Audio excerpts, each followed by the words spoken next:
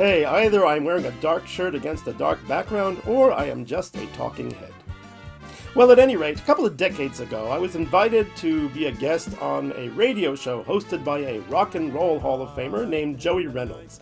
And this radio show broadcast to more than 80 stations across the United States of America throughout the night.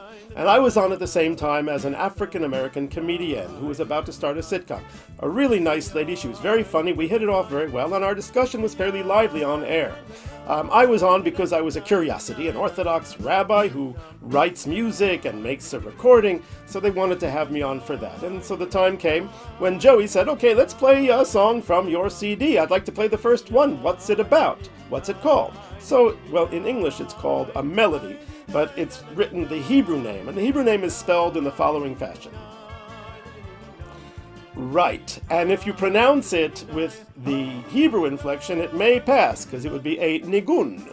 But if you pronounce it with the Yiddish inflection, as I unfortunately did at that moment when my mouth was faster than my brain, and you say a nigun, yeah, all you know what breaks loose. The comedienne who heard what I had said, but she was going to milk it for all it was worth. She started screaming, "You said what?" And the technician in the other room, who was also African-American, was going, "What did he say?" And no, I said, no, I didn't say that. I said a nigun, N-I-G-U-N. It means a melody. And so that little moment passed, and Joey played the song, but afterwards this comedian, she decided she was going to go for me. So she starts asking me after the song things like, is it true that very religious Jews use a hole in the sheet?